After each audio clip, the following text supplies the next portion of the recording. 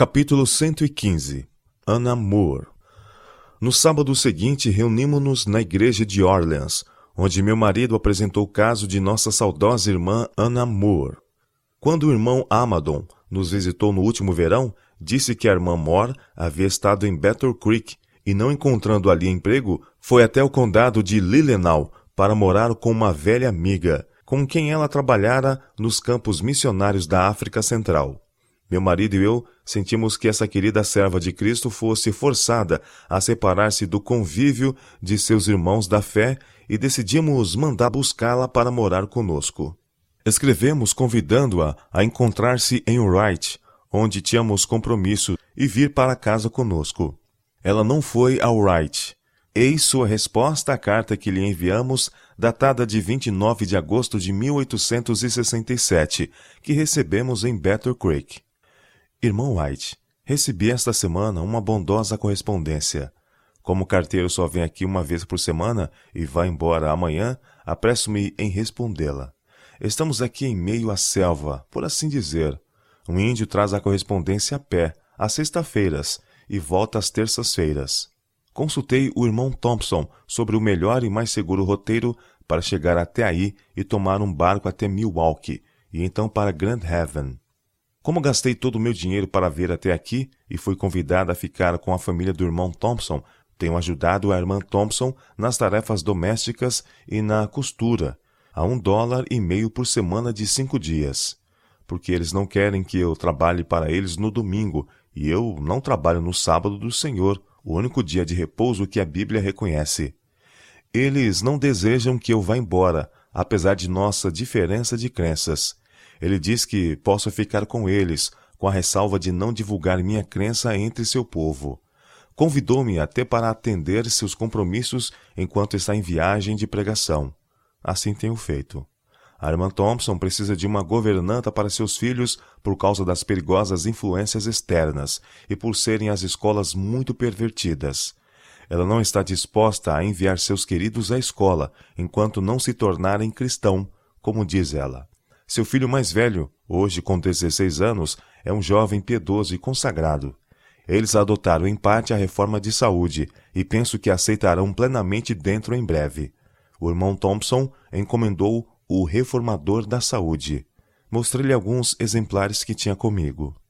Tenho esperança de que ele aceite o Santo Sábado e oro por isso. Sua esposa já o aceita. Ele é tremendamente inflexível quanto a seus costumes e acha que está certo. Se eu pudesse ao menos convencê-lo a ler os livros que trouxe como História do Sábado e outros, mas ele os olha e diz que são falsos e que lhe parecem ter o erro estampado em suas capas. Se contudo lesse com cuidado o significado de nossos princípios, creio que os aceitaria como verdades bíblicas e veria sua beleza e coerência. Não tenho dúvida de que a irmã T ficaria feliz em tornar-se uma adventista do sétimo dia, se seu marido não se opusesse tão severamente a isso. Tive a impressão de que tinha uma obra a fazer antes de vir para cá, mas a verdade se acha presente na família, e se eu não puder levá-la mais adiante, parece que minha obra está concluída, ou quase concluída. Não quero sentir vergonha de Cristo, nem dos seus, em meio a esta geração perversa. Prefiro lançar minha sorte com os observadores do sábado e o povo escolhido de Deus. Necessito de pelo menos $10 para chegar até Greenville, o que, com um pouco que ganhei, poderia ser suficiente. Esperarei que os irmãos me escrevam e façam o que achar melhor em adiantar-me o dinheiro. Na primavera, terei o suficiente para ir, e assim farei. Que o Senhor nos guie e abençoe em cada empreendimento, é o ardente desejo de meu coração. Que eu possa assumir a posição que meu Deus me destinou em sua vinha moral, cumprindo com alegria cada dever, por penoso que possa parecer, de acordo com o consentimento. É meu sincero desejo e oração. Anna Moore.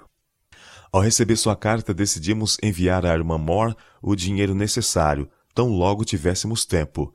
Antes, porém, de nos empenharmos nisso, decidimos ir até o Maine, para retornar em poucas semanas, quando lhe mandaríamos a quantia antes que o período de navegação encerrasse. E quando decidimos permanecer no Maine, New Hampshire, Vermont e Nova York, escrevemos a um irmão desse condado para falar com os líderes da igreja e consultá-los sobre a possibilidade de mandar buscar a irmã Moore e conseguir-lhe um lar até nossa volta. O assunto, porém, foi negligenciado até que o período de navegação se encerrou. Quando voltamos, descobrimos que ninguém se interessara em ajudar a irmã Moore a vir para esta região, onde ela poderia ficar conosco assim que chegássemos em casa.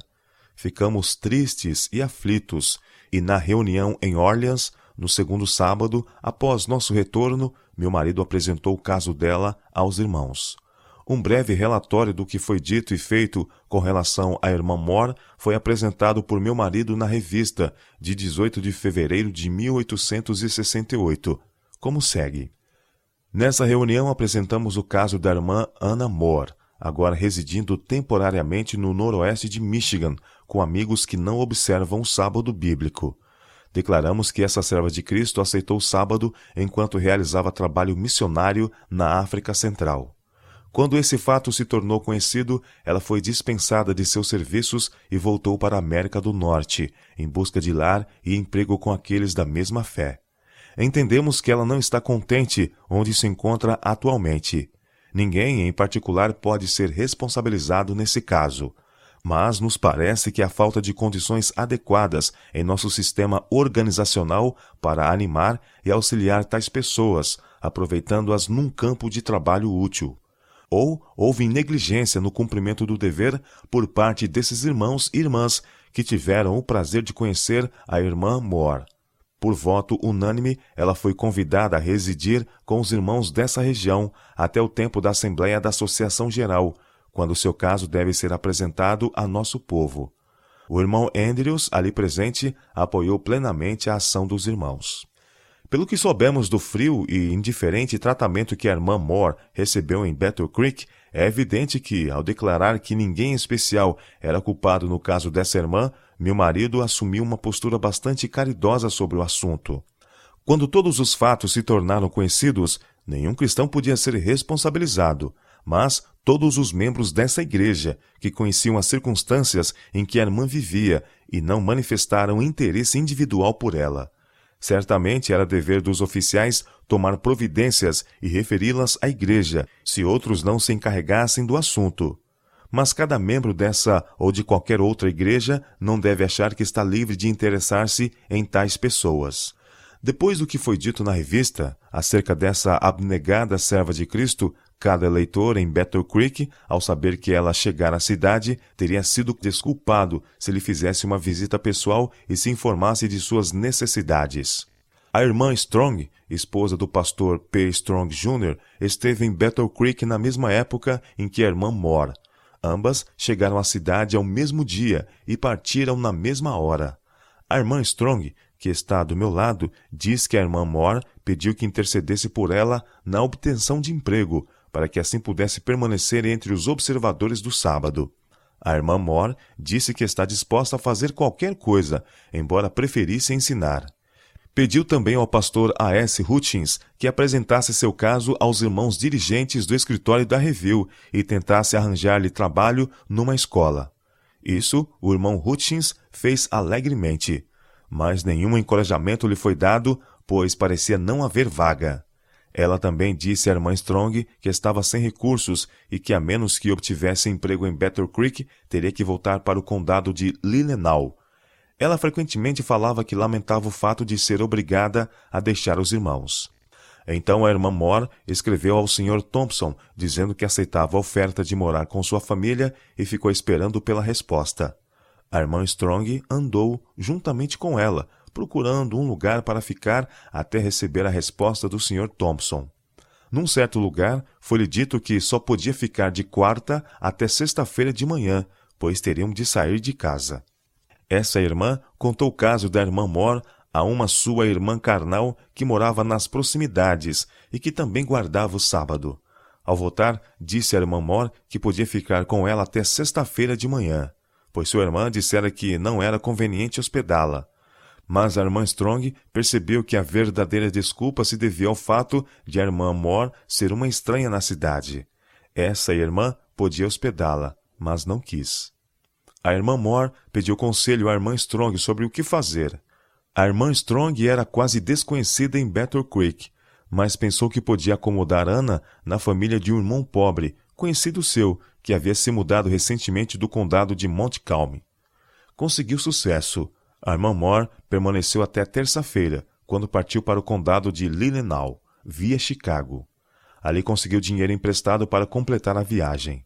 Alguns, pelo menos, de Battle Creek estavam a par de suas necessidades, pois, em resultado de tornar-se conhecida ali, não gastou nada em sua breve estada no instituto. Logo que voltamos do leste, meu marido, tomando conhecimento de que nada do que pedíramos em relação à irmã Moore fora atendido, escreveu-lhe dizendo que viesse ter conosco o mais breve possível. Eis sua resposta. Leland, condado de Leelanau, Michigan, 20 de fevereiro de 1868. Caro irmão White, recebi sua carta de 3 de fevereiro. Estou com a saúde abalada por não estar acostumada a esses rigorosos invernos do norte, com a neve de 90 centímetros a 1,20 m de altura. Nossa correspondência é trazida por um carteiro com sapatos de neve. Não me parece ser possível estar com os irmãos até a chegada da primavera. As estradas já são péssimas, mesmo sem neve. Dizem que o melhor a fazer é esperar até as rotas de navegação se abrirem e então ir até Milwaukee e daí para Grand Haven, onde devo tomar o trem até o ponto mais próximo da casa de vocês. Eu esperava estar entre o nosso amado povo no último outono, mas esse privilégio não me foi permitido. As verdades em que acreditamos parecem mais e mais importantes, e nossa obra de preparar um povo para a vinda do Senhor não pode ser retardada. Precisamos não apenas possuir nossas vestes nupciais, mas ser fiéis em recomendar o preparo a outros. Gostaria de poder estar com os irmãos, mas parece impossível, ou pelo menos impraticável, em vista de meu delicado estado de saúde, empreender sozinha tal viagem em pleno inverno. Quando será a Assembleia Geral de que o irmão falou? E onde? Suponho que a revista informe oportunamente. Creio que minha saúde ficou abalada desde que passei a guardar o sábado sozinha em meu quarto frio. Creio também que não poderia observá-lo onde todas as formas de trabalho e conversação mundana era a ordem do dia, como ocorre entre os observadores do domingo. Penso que o sábado é o dia mais laborioso para aqueles que observam o primeiro dia da semana. Realmente não me parece que os mais leais observadores do domingo guardem qualquer dia adequadamente. Oh, quanto anseio estar novamente com os observadores do sábado. A irmã White gostará de ver-me com o vestuário da reforma. Que ela faça o favor de enviar-me um modelo, o qual lhe pagarei quando aí chegar. Entendo que devo estar vestida adequadamente quando estiver em seu meio. Gosto muito desse vestuário. A irmã Thompson acha que gostaria de adotar o vestuário da reforma. Faz mais de uma semana que não consigo dormir devido a dificuldades respiratórias, ocasionadas, creio, pela chaminé do fogão que está quebrada e enche meu quarto de fumaça e gás na hora de dormir. Meu sono não é desfrutado num ambiente bem ventilado. Não achei, na ocasião, que a fumaça era tão nociva, nem considerei quão impuras eram as emanações produzidas pela mistura de lenha e carvão. Despertei com a sensação de sufocamento tão grande que não conseguia respirar deitada, e passei o resto da noite sentada. Nunca antes havia sentido essa terrível sensação de asfixia. Comecei a recear que não pudesse dormir novamente. Portanto, pus-me nas mãos de Deus para viver ou morrer, rogando-lhe que me poupasse, se ainda tivesse necessidade de mim em sua vinha. De outro modo, não tinha mais vontade de continuar vivendo. Senti-me inteiramente reconciliada com a mão de Deus sobre mim, mas também senti que as influências satânicas precisam ser resistidas. Por essa razão, ordenei a Satanás que se afastasse de mim e disse ao Senhor que não ergueria minha mão para escolher nem a vida nem a morte, mas que o buscaria, pois ele me conhece completamente. Meu futuro não é desconhecido, e portanto digo que a vontade do Senhor é melhor. A vida não tem importância para mim, assim como seus prazeres. Todas as suas riquezas e honras não são nada quando comparadas com a utilidade. Eu não as desejo. Elas não podem satisfazer ou preencher o doloroso vazio que me deixa o dever não cumprido. Não quero viver na inutilidade para ser uma nódoa ou um espaço em branco na vida. E embora pareça a morte de mártir morrer assim, estou conformada, se essa for a vontade de Deus. Eu havia dito à irmã Thompson no dia anterior: se eu estivesse na casa do irmão White, eles orariam por mim e eu seria curada. Ela me perguntou se não poderíamos mandar buscar o irmão e o pastor Andrews, mas isso parecia impraticável, visto que eu não poderia, seguramente, sobreviver até que os irmãos chegassem. Eu sabia que o Senhor, com seu grande poder e forte braço, poderia curar-me aqui, se isso fosse o melhor. Senti-me segura ao dizer isso a ele. Sabia que ele poderia enviar um anjo para resistir o que tinha o império da morte, isto é, o diabo, e fiquei certa de que o faria, se isso fosse o melhor. Eu também achava que ele poderia tomar, se fosse necessário, providências para minha recuperação, e tive a certeza de que o faria. Logo melhorei e fui capaz de dormir um pouco. Assim você pode ver ainda que sou o exemplo vivo da misericórdia e fidelidade de Deus para com seus filhos aflitos, porque não aflige nem entristece de bom grado aos filhos dos homens. Lamentações capítulo 3, verso 33. Mas algumas vezes as provas são necessárias como uma disciplina para nos desapegar da terra, e manda-nos buscar real felicidade, além deste mundo passageiro. Agora posso dizer com o poeta: Senhor, não está sob meu domínio se hei de viver ou de morrer. Se a vida for longa, serei feliz, para que possa ansiar obedecer. Se curta for, por que ficaria eu infeliz? Pois esse mundo terá de passar. Cristo não me guia por lugares mais escuros do que ele antes palmilhou. Quem quer que venha ao seu reino, precisa entrar por sua porta. Vem, Senhor, quando a graça me fez teu bendito rosto ver, pois se tua obra na terra é suave, como será em tua glória? Alegremente cessarei minhas queixas e dias cansativos e pecaminosos, para me unir aos santos triunfantes, que louvor entoam a Jeová. Pouco sei desse porvir. Meu olho da fé turvo está. Me basta confiar que Cristo tudo sabe, e com ele haverei de estar. Baxter. Tive períodos de insônia na última noite, e hoje me sinto indisposta. Ore para que seja cumprida a vontade de Deus em mim e através de mim, qualquer que seja ela, quer em minha vida ou através de minha morte. Na esperança da vida eterna, Anna Moore. Se souber de algum modo de poder encontrar-me com você o mais breve possível, por favor, informe-me. Anna Moore. Ela está morta e ainda fala. Suas cartas, as quais tenho em meu poder, serão lidas com profundo interesse por aqueles que tomaram conhecimento de seu obituário, em número recente da revista. Ela poderia ter sido uma bênção a todas as famílias observadoras do sábado, que apreciassem seu valor, mas está dormindo. Nossos irmãos de Battle Creek e arredores poderiam ter lhe dado mais do que boas-vindas a Jesus na pessoa dessa piedosa mulher.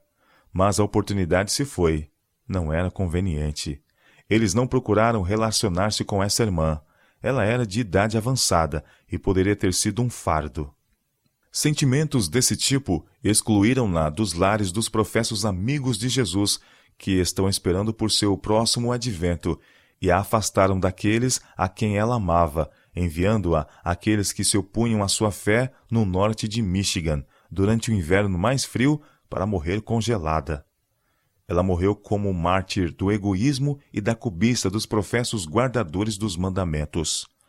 A providência dirigiu, nesse caso, uma terrível reprovação à conduta daqueles que não acolheram essa estrangeira. Ela não era realmente uma estrangeira. Sua responsabilidade era do conhecimento de todos, todavia, não foi ela acolhida. Muitos hão de ficar aborrecidos quando se lembrarem da irmã Moore que esteve em Battle Creek, mendigando um lar entre o povo que ela escolheu. Eles, em imaginação, a seguirão até Chicago, para tomar dinheiro emprestado a fim de custear as despesas de sua viagem até o descanso final. E quando pensarem naquela sepultura, no condado de Leelenau, onde repousa essa preciosa exilada, que Deus tenha piedade daqueles que têm culpa em seu caso. Pobre irmã Moore. Ela dorme, mas nós fizemos aquilo que nos estava ao alcance. Quando estivemos em Battle Creek, em agosto passado, recebemos a primeira de suas 2 cartas, mas não tínhamos dinheiro para enviar-lhe. Meu marido solicitou recursos a Wisconsin e Iowa e recebeu $70 para cobrir nossas despesas, a fim de assistirmos às assembleias no Oeste realizadas no último mês de setembro. Esperávamos ter meios para enviar a ela imediatamente, quando retornássemos do Oeste, para custear suas despesas de viagem até nosso novo lar, no condado de Montcalm. Os liberais amigos do Oeste nos deram os meios necessários, mas quando decidimos acompanhar o irmão Andrews ao Maine, o assunto foi protelado até nosso retorno. Esperávamos permanecer no leste não mais do que 4 semanas, o que nos daria muito tempo para mandar buscar a irmã Moore após nossa volta e recolhê-la em nossa casa antes que as viagens de navio se encerrassem. Quando decidimos ficar no leste, algumas semanas a mais do que havíamos inicialmente pretendido, não perdemos tempo em fazer contato com vários irmãos, recomendando-lhes que mandassem buscar a irmã Moore e lhe dessem acolhida até nossa volta. Digo que fizemos o que podíamos. Mas por que deveríamos nos interessar nessa irmã mais do que nos outros? O que pretendíamos com essa cansada missionária? Ela não poderia fazer nosso trabalho doméstico e tínhamos apenas um filho em casa para ela ensinar. E certamente não se poderia esperar muito de alguém tão esgotado e que havia atingido 60 anos de idade. Não teríamos nenhuma atividade para ela em particular, a não ser a bênção de Deus que ela traria ao nosso lar. Havia inúmeras razões para nossos irmãos demonstrarem, no caso da irmã Moore, muito mais interesse do que nós. Nós nunca a havíamos visto antes e não tivemos quaisquer outros meios de conhecer sua história, sua devoção à causa de Cristo e da humanidade, mais do que todos os leitores da revista. Nossos irmãos de Battle Creek haviam conhecido essa nobre mulher, e alguns deles conheciam alguma coisa de suas intenções e necessidades. Nós não tínhamos dinheiro para ajudá-la. Eles tinham. Estávamos já sobrecarregados de preocupações e necessitávamos em nosso lar de pessoas que possuíssem a força e vivacidade da juventude. Precisávamos de ajuda em vez de ajudar outros. Mas a maioria de nossos irmãos estava em tal situação que a irmã Moore não lhes teria exigido o mínimo cuidado e nem lhes teria sido um peso. Eles têm tempo, energia e estão relativamente livres de cuidados. Ninguém, contudo, manifestou interesse em seu caso como nós o fizemos. Eu mesma falei à grande congregação antes de viajarmos para o leste, no outono, acerca de sua negligência no caso da irmã Moore. Falei sobre o dever de conferir honra a quem ela é devida. Parecia-me que a sabedoria havia sido colocada tão distante dos prudentes que eles não eram capazes de apreciar a dignidade moral. Disse àquela igreja que havia muitos ali que achariam tempo para reunir-se, cantar e tocar seus instrumentos musicais, que poderiam pagar um artista para fazer seu retrato ou ainda gastar dinheiro em divertimentos. Mas eles nada tinham para dar a uma cansada missionária que abraçara de coração a verdade presente e tinha vindo para viver com aqueles que possuíam a mesma fé preciosa. Aconselhei-os a parar e considerar o que deveríamos fazer. Propus que não tocassem seus instrumentos musicais por 3 meses e tomassem tempo para humilharem a si mesmos diante de Deus em exame íntimo, arrependimento e oração, até que tivessem consciência das reivindicações que o Senhor tem sobre seus professos filhos. Meu coração agitou-se com o pensamento da injustiça que havia sido feita a Jesus na pessoa da irmã Moore, e falei a muitos sobre isso. Isso tudo não foi feito às escondidas, e apesar do assunto ser de domínio público, acompanhado por grande e boa obra na igreja de Battle Creek, nenhum esforço foi feito por essa igreja para redimir o passado e trazer a irmã Moore de volta. E a esposa de um de nossos pastores declarou posteriormente: "Não vejo necessidade do irmão e da irmã White fazer tal espalhafato por causa da irmã Moore. Penso que eles não entenderam o caso." Em verdade, nós não compreendemos a questão. Ela era pior do que supunhamos. Se a tivéssemos entendido, nunca teríamos deixado Battle Creek até expor claramente diante da igreja seu pecado de obrigá-la a deixá-los até que fossem tomadas medidas para trazê-la de volta. Um membro dessa igreja, conversando sobre o caso da irmã Moore, disse certa vez: "Ninguém acha que deve assumir responsabilidades em casos semelhantes. O irmão White sempre se encarregou deles." Sim, é verdade. ele os levava para sua casa até que cada cadeira e cama estivessem ocupados, e então ia até seus irmãos e pedia-lhes que cuidassem dos necessitados que excedessem a sua capacidade. Se eles necessitassem de recurso, ele os daria e convidaria outros a seguir-lhe o exemplo. Deve haver em Battle Creek homens que façam o que ele tem feito, ou a maldição de Deus cairá sobre essa igreja. Não há apenas um homem, mas pelo menos 50 que podem fazer, ou pouco ou muito, como ele tem feito. Foi-nos dito que precisamos voltar para Battle Creek. Ainda não estamos prontos para isso. Provavelmente esse nunca será nosso dever. Ali suportamos passadas cargas até não podermos mais. Deus suscitará homens e mulheres fortes para dividir esses cuidados entre si. Aqueles que se mudaram para Battle Creek e que aceitaram posições ali não estão preparados para fazer esse tipo de trabalho, e seria 1000 vezes melhor que estivessem em outros lugares. Há aqueles que podem ver, sentir e alegremente fazer o bem a Jesus na pessoa de seus santos, que tenham oportunidade de trabalhar. Que aqueles que não podem fazer o mesmo vão para onde não atrapalhem a obra de Deus. Isso é especialmente aplicável àqueles que se encontram à testa da obra. Se eles erram, tudo dá errado. Quanto maior a responsabilidade, maior a ruína em caso de infidelidade. Se os irmãos dirigentes não cumprem fielmente seu dever, os liderados também não atenderão aos seus. Os líderes da obra em Battle Creek precisam ser exemplos do rebanho em todos os lugares. Se fizerem isso, terão grande recompensa. Se falharem e ainda permanecerem em seus cargos, terão uma terrível conta a prestar. Tudo o que nos foi possível fazer, fizemos. Se tivéssemos tido recursos nos últimos verão e outono, a irmã Moore estaria agora conosco. Quando nos inteiramos de nossa real situação financeira, como registrada no testemunho número 13, olhamos a questão com alegria e dissemos não querer assumir a responsabilidade dos recursos. Esse foi um erro. Deus desejava que tivéssemos recursos para podermos, como em tempos passados, ajudar onde era necessário. Satanás quer atar-nos nas mãos nessa questão e levar outros a serem descuidosos, insensíveis e cobiçosos, para que essa obra impiedosa prossiga, como no caso da irmã Moore. Vemos marginalizados, viúvas, órfãos, pobres dignos e pastores em necessidade, e muitas oportunidades de usar os recursos para a glória de Deus, a divulgação de sua causa e o alívio dos santos sofredores, e eu desejo ter meios e usá-los para Deus.